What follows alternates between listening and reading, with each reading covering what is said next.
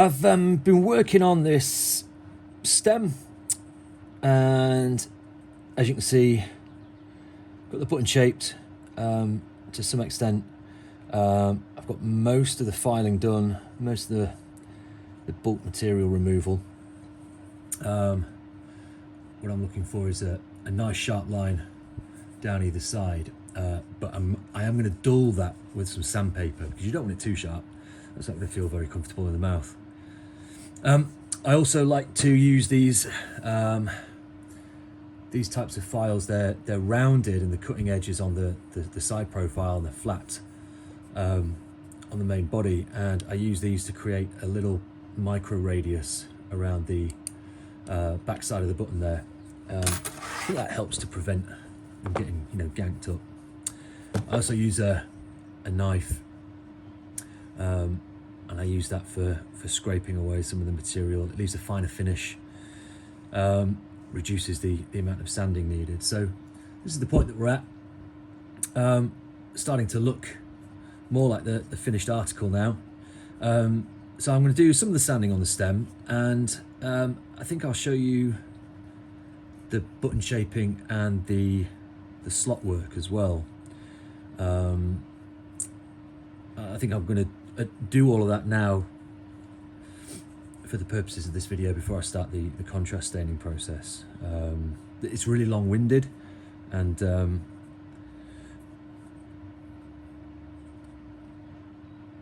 I think it would just be easier to show you that beforehand.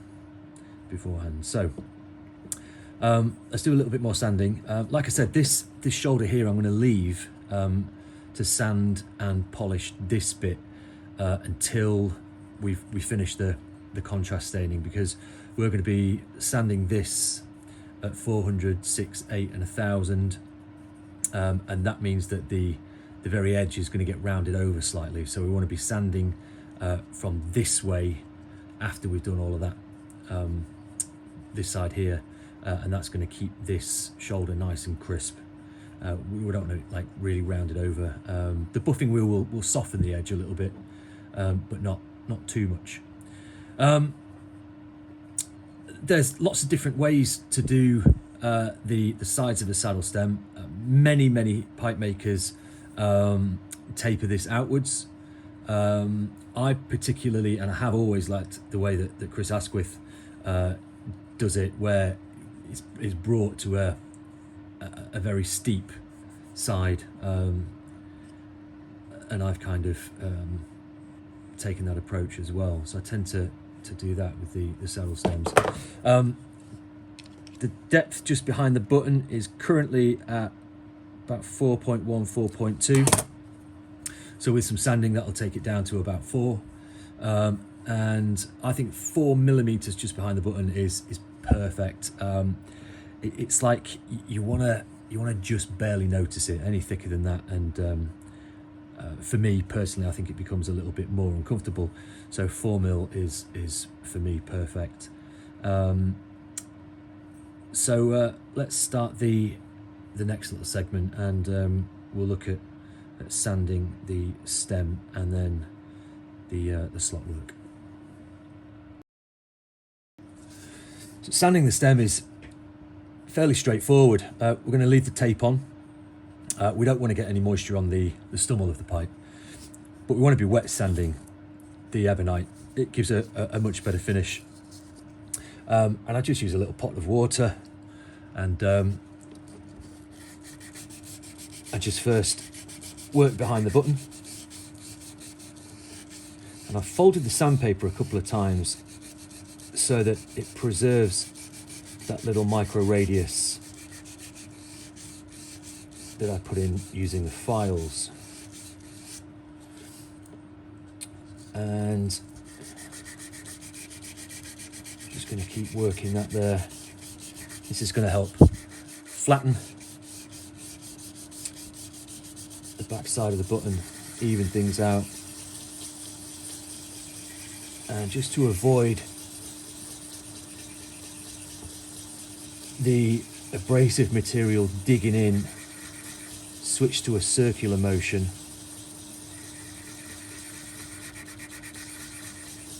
or at least that's how I rationalize it.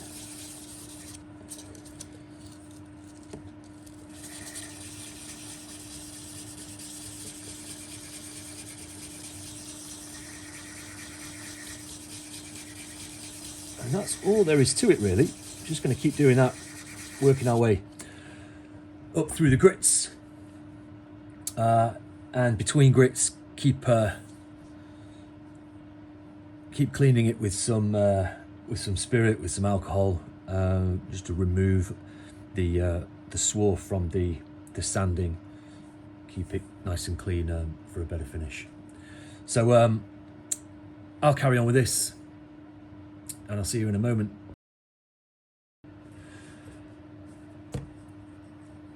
So I've been sanding the stem, and that's all kind of ready for the next steps. But this segment's all about the slot, and lots of different ways of approaching the slot. We're currently at a point where this has a V cut into it by the little machine that I've got, using a side cutting milling bit. So this is all nice and neat. But on this drawing here, it shows the current dimensions that we've got inside, which obviously you can't see with it being black ebonite. And a great recommendation on Pipe Makers Forum by I think it was Manny Atalano. It's worth getting a little rod of clear perspex, clear acrylic, to see exactly what this looks like on the inside, so that you know how to change, if you need to change what you're doing for a good slot. When I first started speaking to Jesse Jones, he gave me a few pointers in this, and he suggested to really cut away the corners that you might come across when going from either side. So in this diagram here, I've just traced this shank and stem really quick. So here's the button end. So we've got a couple of mil there at the button, and here we've got the end of the stem and the tenon. Now I've drilled in this direction here. I've drilled with a tapered drill bit a 3.8mm bore, and that's tapered so that it just about meets the 1.5mm that I drilled in from this direction at about 1 inch depth, and it's typical of people in Britain to mix and match imperial and metric. So I'm sorry about that. I know that might wind a few of you up, but that's just tough. We do miles an hour on the roads as well. It's crazy, isn't it? So what we've now got to do is manually cut away from the outside of the slot here all the way down to this section here. So we've got to cut away all of this that still remains, and from this side down to here as well. So I made that look really stupid, and that's so the volume of the airway doesn't change. So we've got a 3.8mm bore here that turns into something that's 1.5mm, and this is going to reduce the airflow. So we want to keep the airflow exactly the same, and to do that we can't go any higher because we only have 4mm at the thickness behind the button. What we need to do is fan outwards, so we keep the exact same volume of air moving through the stem by cutting away this section in the stem here. And we're going to do that using a couple of different tools. The main machine that's going to help us with this is I use a Dremel just because it's super cheap. I know a lot of people out there use Fordhams and whatnot, but this is a little side cutting bit from Raw Crafted, and about a month ago the shank snapped, so I've lost a little bit of depth on this, so I'm just waiting for Dremel to get a few more in. But these are fantastic. These cut really well. So I'm going to start cutting using this, So it's a case of start to wear away that material in there, and then just because it's got a bit of a longer shank, I'm going to use this one here, and that's just going to help me get a little bit more depth down towards that 3.8mm bore at the other side. A couple of other tools I use as well. Classic one is a Kemper spiral saw. I don't buy them handled because I don't see the point in using the handles, but these cut in a particular way. These are great. And what we also want to maintain is a round profile just here at the end, at the side of the slot, sorry, as well. So these are great tools to use. You can really get into the corner to cut away that bit there. I don't use these so much anymore, but a round edge file. These are good if you want to maintain a flat at the bottom. If you start to find yourself kind of, you know, digging away, these can re-flatten that bit. But the current setup that I'm using, it doesn't really require that. The other nice little tools to use are these little diamond files. This is about 1.5mm, and these just help to, I use these to finish. It does leave a hazy kind of finish, so after this I'll typically go in with 400 grit sandpaper, and I'll show you that when we come to finish it, and then just go up through the grits again, 468, 1000, and then impregnate a pipe cleaner with brown triple E, and then go up the polishing grits. And that way you've got a super nice, clean, polished slot that meets a nicely cut 3.8mm bore in the stem. And the reason I use 3.8 in the stem and 4 in the stommel is because, you know, the first couple of smokes are going to fur up that initial airway in the wood. That's going to swell up, and that's going to shrink a little bit.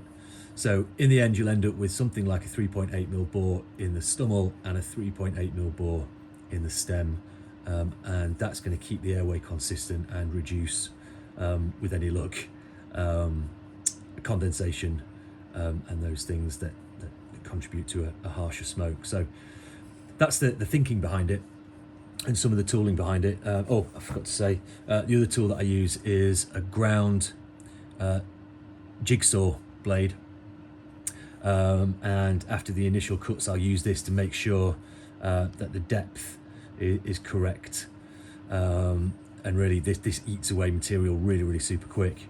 I sometimes use the teeth on this point backwards. I sometimes use one where the teeth point forwards, but this is a great tool to really get in there and keep those walls nice and square, and then of course make it round to finish off. So that's where we're currently at.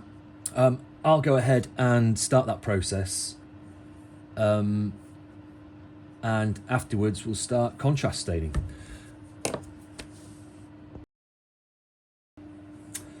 The slot's all cut, and in terms of sanding the slot, really straightforward. Usually start at about 400 grit, you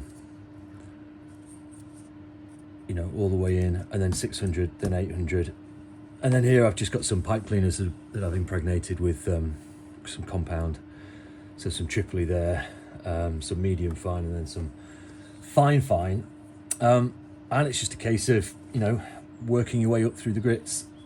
What I often do is shine a light through the chamber, and you can see all the way down then, and yeah, just keep going, keep checking until you're happy with it, and then you'll end up with the interior pretty much finished, and that's about it for that one. I keep promising we'll move on to the contrast staining very soon. There are lots and lots of different methods of contrast staining, and many of them are quite secretive. There are ways of creating an effect using different chemicals. the easiest way really is to just use some leather dye, some spirit-based dye. So I like to use black and tan. That gives a nice orangey, earthy coloured contrast stain. The yellow, or a really light coloured stain, you can use to find some scratches, but the black will also find the scratches too. What we're trying to achieve here is a contrast between what you would usually call the hardwood and the softwood in wood. I don't know if that's applicable in briar, but essentially some wood in the briar is harder than others, and we're going to pick out that contrast using these stains. So the black we're going to put on, and that's going to help us find any scratches that might be left over, deeper scratches. And what we want to achieve first is a really even finish in the wood to about 400 grit. And then it's a case of reapplying the black and taking that back again to 400 grit, so that gives us a nice even base coat that's kind of, you know, permeating the briar somewhat and sticking. And then we'll continue to do that. So we'll add another layer of black and then sand to 600, and then add another layer of black, sand to 800, and another layer of black and sand to 1000. And after that we can apply the top coat, which I'm going to use as tan, and that will provide us a really nice contrast. There are other ways of a kind of quick contrast stain, and that's to apply something and then sand through all the grits and then apply a top, but you'll end up with much less saturation in the base coat colour. It's really worth experimenting with different colours. The black and tan tend to give a really rich, classic kind of Danish contrast. If you use black, you've got to bear in mind that it's a blue based dye. So if you come to use anything that's yellow based on the top rather than red based, it will make the black look green or blue, usually green. So black and buckskin doesn't tend to work, and I use all the Phoebings dyes. So if you wanted to use a really light colour on the top rather than a kind of medium orange colour like tan, like buckskin, you would go for something like a chocolate or a cordovan underneath. Or you could use a red base, like a dark mahogany, something like that. Those classic kind of reddy hues I really like too. So chocolate and maroon I really love. If you want to go really dark but still with a bit of contrast, chocolate and mahogany. But you know, play around. There's also russet and walnut and a huge array of different shades, different colours. So you know, play around and stick with what you like. This one I'm going for you know, the kind of classic, almost Danish look. So this is a bit of a messy job, so I would definitely recommend using gloves. The dye here, it doesn't wash off, it will wear off after at least a couple of days. And it does come off with sandpaper, but you probably don't want to do that to your skin. So yeah, wear gloves. And I tend to use really cheap meths just to kind of clean up anything that I need to, and to thin out afterwards sometimes, just to spread it around evenly. So I'll do a little bit. Again, it's a bit boring to show you on camera. I'll do a little bit and then show you the result, and then the next stage show you the result, etc. Until we've got to the point where we're finished with the actual colouring, the actual contrast staining, and then we're on to the actual finishing. And with this being a smooth, we will use oils, and afterwards the oiling process is quite a long one as well. I tend to put on a penetrating oil to begin with, and let that cure for about a day, and then I'll put a coat of oil on every 24 hours for about 3 or 4 days, and then let it sit for a week. So I'll be coming back to make these videos over the course of the week. And once that has properly cured, because oil is polymer based, it will then be time to head to the buffing wheel and to buff out the finishes, and finish the stem, of course. And then, like I said, I think I like the idea of adding just a tiny hint of silver to this. I don't think it's to hand at the minute.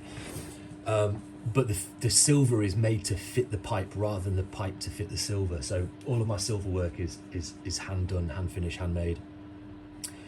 So we'll get to that in good time. I think this video is turning out to be quite a long video.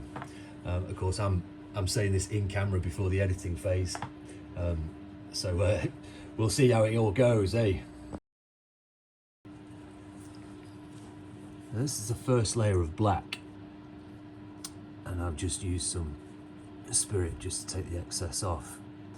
And I've done a pretty good job of sanding that. I can't see any deeper scratches, which you would get from the the lower grits. But I'm still going to take this back to 400, and then more black, 600, more black, 800, more black, 1000, and continue in that way.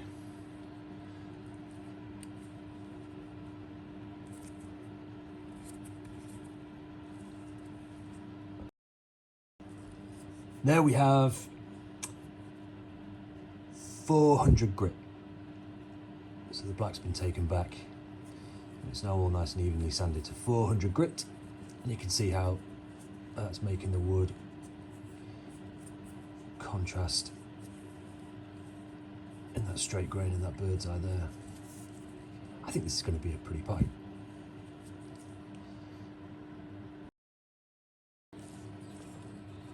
This is 600 grit sanded. So see the contrast increasing as we get that little bit more saturation in the wood. So we'll do it again, go to 800, do it again, 1000, and then ready for the top coat.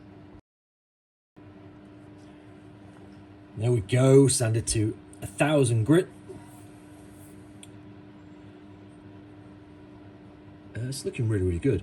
Now, this part of the process, when we apply the top colour stain, this is where we'll see the grain start to pop. A bit of that ready.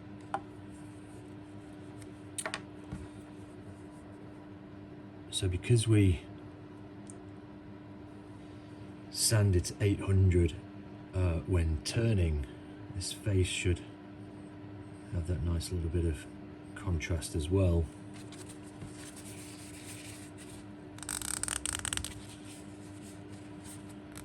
Just take off the excess. That looks really nice. And then we can just start to... There is, by the way, there is a way of contrast staining this bit as well. And I think I showed you in previous videos some of the tools that you can use to do that, but I found that this way is, you kind of get almost the same result for a lot less work. And I mean, I'm not Micah Crider either. he's a tremendous, and you know, if you follow him on Instagram, you'll have seen the way that he's able to produce such an amazing contrast on the shank face. But you know, my pipes aren't also that expensive, so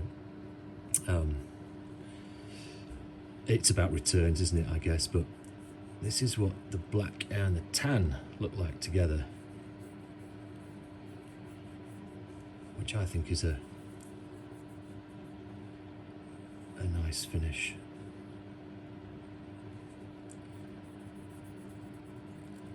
So some nice grain on this pipe. Some nice straight grain down the flanks, and some nice bird's eye on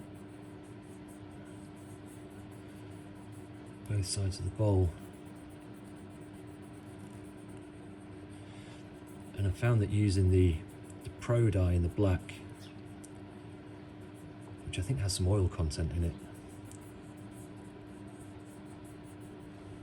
provides the better contrast when using the regular spirit-based stain by Phoebings.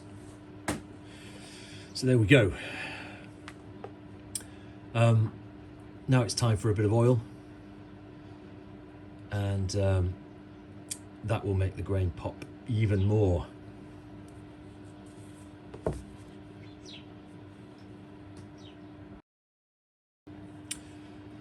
So the first coat of oil, this is always a lovely job.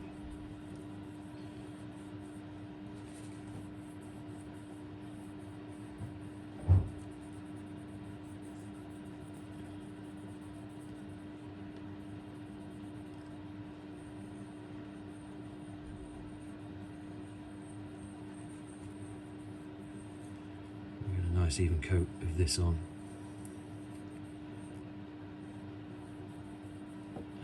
Sit for a while.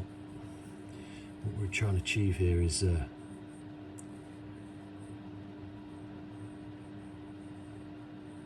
layer that's going to flatten out this pipe even more, so it reduces the kind of porosity of the outside, and it will make the outside smoother as we put on more coats, and that means when it gets buffed it will take on a better shine. So that's going to sit on there for about half an hour.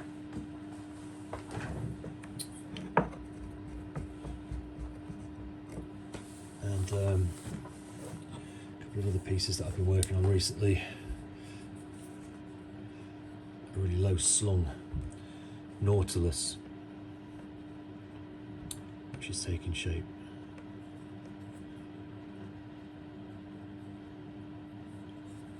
I've just got an old stem in here that I made a mistake on just as a plug, and this kind of big mushroomy Rhodesian thing that was actually is going to get blasted because there's a couple of pits in here that are just too obvious. So it's a shame, but sometimes that just happens. So I'm going to finish up this oiling process. It's going to take about a week. So the next part of this video is going to be sometime in the future, and we'll get to buffing, finishing off the stem, adding some silver maybe, if I decide that we really should have silver on it. I'm not 100% on that yet, but I do like silver. And then it will be a case of cleaning out the insides, sanding the chamber, and bowl coat, and then it'll be finished.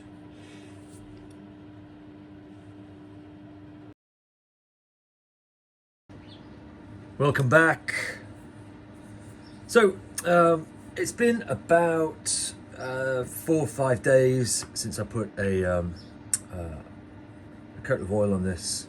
It's had 3 coats of oil, 1 coat of penetrating oil, and you can see that the pre-polishing result looks pretty good already. The longer you leave it between oiling and polishing, the better. So we're going to start with a really light pressure with the brown, with the triple E, and then we're going to go up through the the buffing compounds so we achieve a nice shiny finish before putting on a layer of wax. And then it'll be a case of polishing the stem and adding the silver.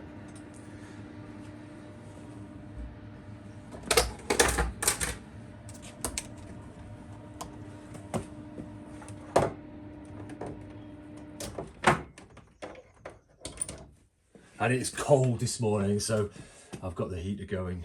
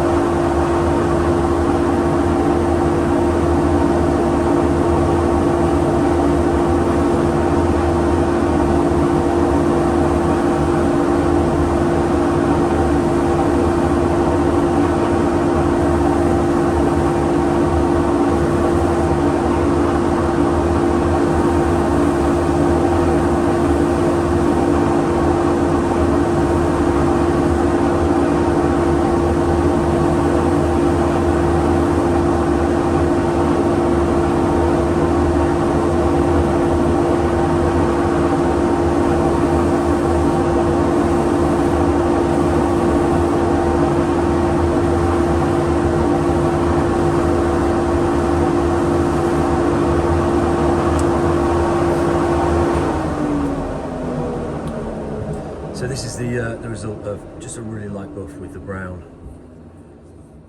and it's starting to look pretty shiny already. But when you go through the buffing compound, so I typically use a medium fine and then a fine, and I just like it that way. I like being really thorough.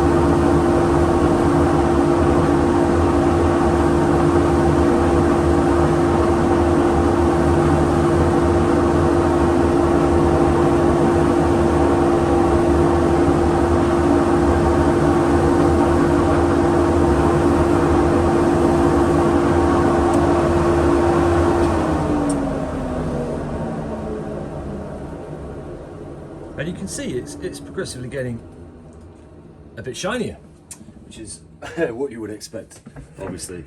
And the last one is super fine. As you can see, this buffing wheel is relatively new, and it's balanced, but there's a load of rogue.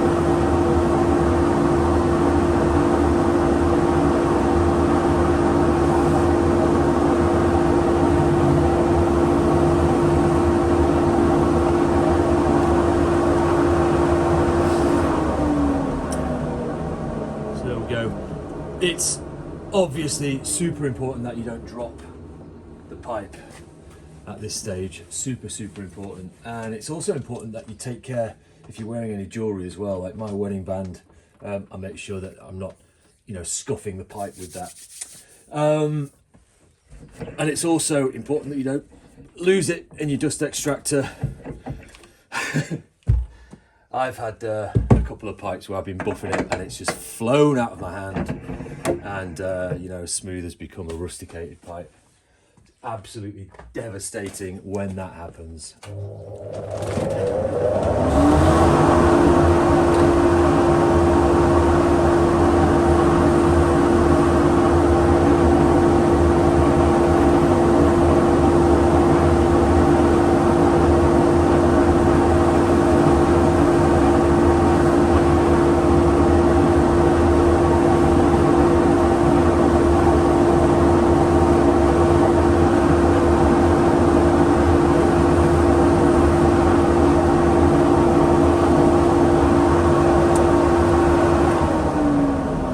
There we go, a really clean finish. That's just a little layer of wax. And traditionally the wax used is carnauba wax. You've got a lot of different waxes and wax blends that you can use nowadays. I tend to actually use a microcrystalline wax stick. I think it gives a better finish. But you know, as ever, try it and find out. You know, try carnauba, try the microcrystalline, and compare them. See which one you prefer. Personally, I think this one's a little bit more hard wearing, and I think it's got a clearer, crisper finish. But that's just me. You're welcome to disagree. So we've got to do the stem. For that, I'm going to tape up the shank because it needs to be a little bit more aggressive with the stem, and then. What's really important is that we find out if there's any extra bits that we need to remove, if we've got any humps or bumps, and then finding the ghost scratches where we'll heat the stem up. We're not going to bend the stem, we're just going to heat it up, and that's going to bring any ghost scratches. They're called ghost scratches because you can't see them until you buff them, heat them up. They tend to appear a month or two after you finish a pipe, so this accelerates that process and gives a much better finish on the ebonite. So we'll go for that next. So we're back with the brown tripoli, and as you can see, I've taped this up with Scotch tape. It's nice and thin, and when I buff in this kind of direction here. If you buff perpendicular to the stem and the shank, you might end up with it biting in a little bit and rounding over the edges. We want to keep crisp edges here. Even though I'm putting a silver ring on this, we want to keep this super crisp. And we always treat the stem and the shank as one piece. We never really separate these two to do anything. So we'll always file with these two together, and we'll always buff, sand, everything with these two things together. And that's to keep this nice crisp junction between the two. We don't want any gaps, we don't want any rounding over. And so tend to try and angle it like this, so that we avoid it, you know, digging in to the junction between the stem and the shank. And we'll hit that from both directions there to make sure that we remove any scratches. Then we can move down the stem, and then check for ghost scratches. So let's have a go.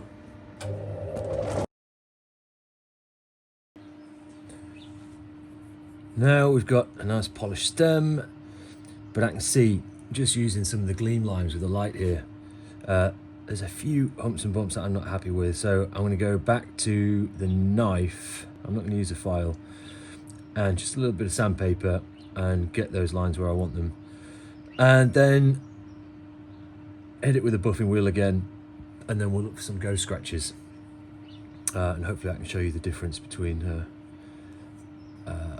a kind of preliminary buff stem and one that's been properly buffed after finding all of those ghost scratches. So let's see what we can find. I got rid of those humps and bumps, and now we've got this nicely polished stem. So what I'm going to do now is hit this with a heat gun, and it's going to make the ebonite expand, and that's going to show up any scratches, any ghost scratches that have kind of embedded themselves within that ebonite that we can't currently see, but that would I don't know, be seen like after a month or two. They do eventually come out. So let's hit this.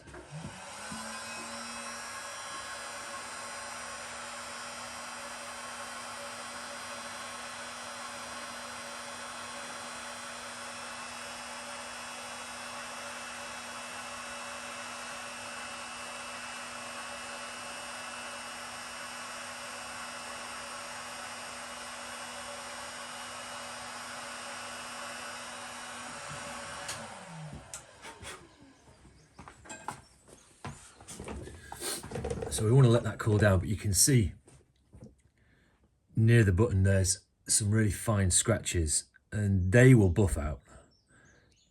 We don't need to go back to the sandpaper, they'll buff out. And on the other side, just a few there as well.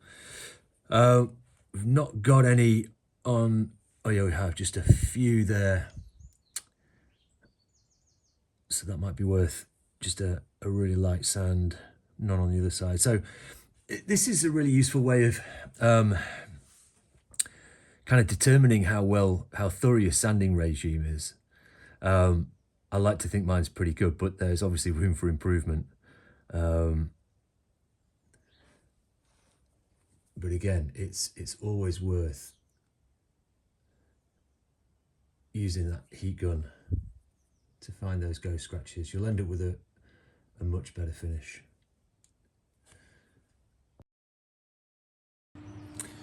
And there we have a nicely polished pipe. Stonework all done. And it's really important that we use light sources like this to look at those gleam lines, to check that we've got nice lines in the stem and in the shank. And if you look at this gleam line here, it's straight all the way around. So we've got no humps and bumps where we don't want them. And it's starting to look pretty cool. I do wonder if I should put silver on this. I'm actually thinking now more maybe a bit of mammoth ivory, like a ring, just here. I'm going to deliberate on that over a coffee, and come back to it in a few minutes. I've cut a ring, so this is mammoth ivory, beautiful material, and I don't know if you can see, it's recessed here, so the stem will fit this way, like this, and what I have to do is attach the ring to the shank, and that's the finished kind of appearance. Personally, I like really thin rings like this. I don't like them too wide. I sometimes think that less is more, especially on a little pipe like this. So what I have to do now is chuck the shank on this little pin that I've made out of tool steel.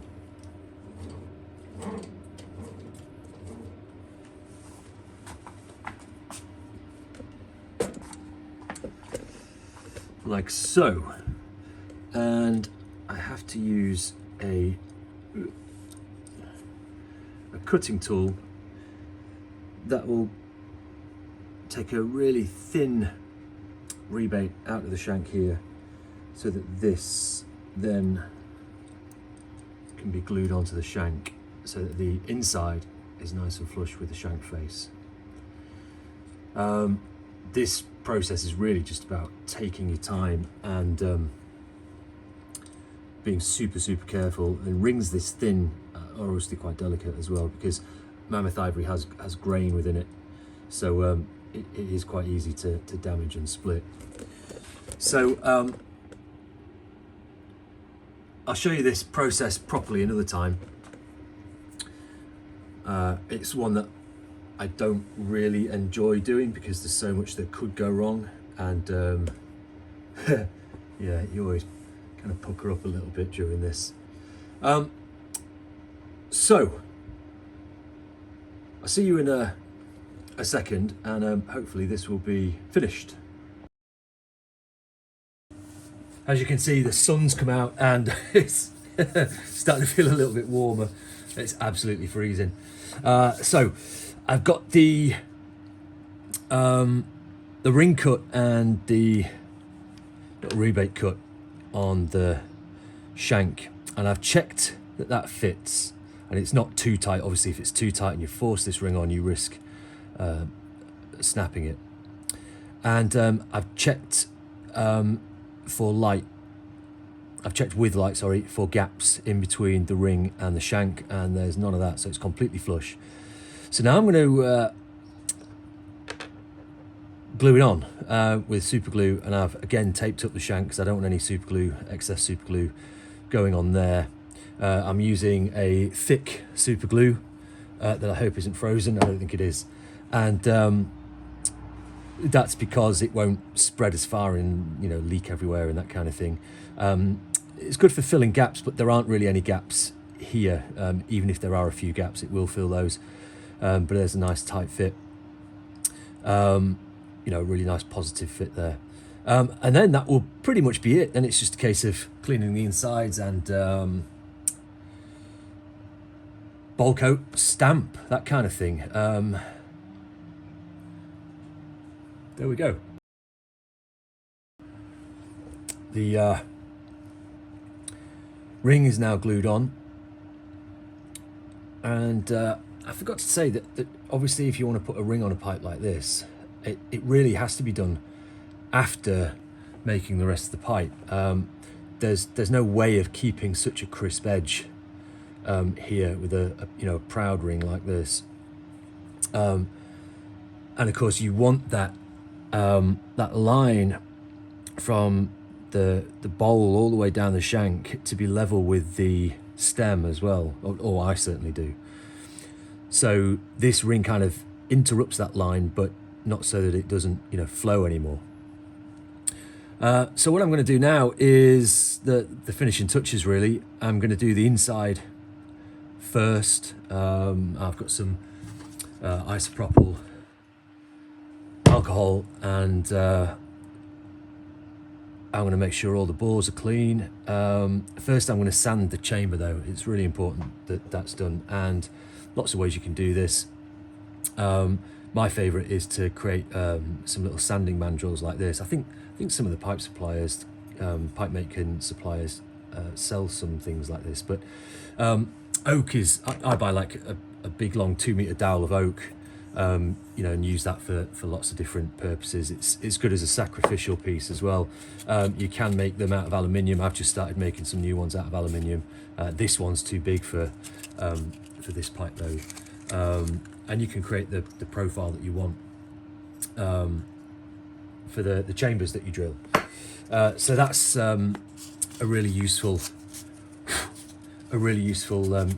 tool to make if you can. And for me, I just stick some, I think this is 150 grit sandpaper in here like this, and then just sand the chamber. I don't tend to go above 150 grit because I always put a bowl coat in. As for bowl coats, for me, I use sodium silicate like most pipe makers. So I mix up some sodium silicate with some activated charcoal. I use an organic one that's made out of coconut husks, but there's tons of different charcoals available. And just thin it down to the kind of viscosity that you would want, so you can apply it to the inside of the bowl, and that's just, you know, literally painted on with a little paintbrush.